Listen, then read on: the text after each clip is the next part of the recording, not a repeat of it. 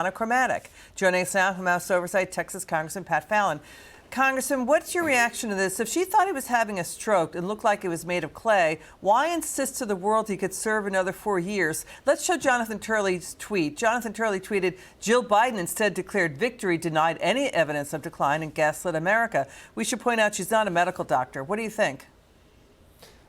Well, I'm just shocked, Liz. I can't believe that she would even try to justify the fact that he was capable of serving for 4 more years. He clearly wasn't. That debate wasn't a bad performance. It was an abject disaster. His own party decided to throw him off the ticket, and his closest friends and supporters also wanted to get rid of him because it was a disaster. It was elder abuse to have him continue. And her biography, or whatever it is, her tell-all book, should be called Book of Lies instead of Jill Biden, because that's what it's filled with. And now Joe Biden's coming out with his book before the midterms. Democrat insiders really upset about all of this.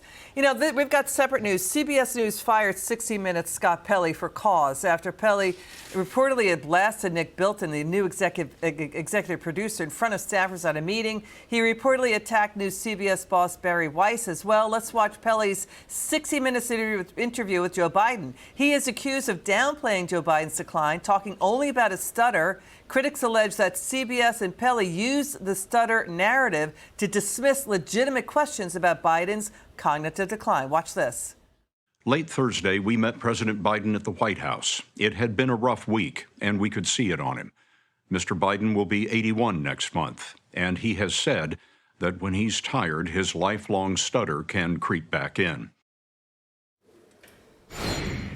What do you make of that? What do you make of that and Pelley getting fired? What do you think?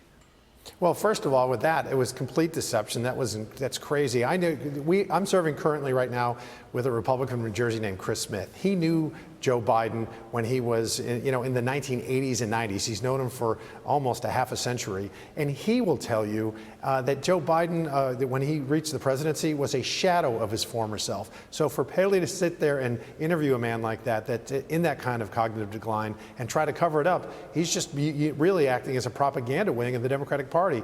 And as far as his firing, good riddance, because he didn't deserve to serve out to work on that show. Got it. Congressman Pat Fallon from House Oversight, thanks for joining us. Good Thanks. to see you. Thanks, Now watch this.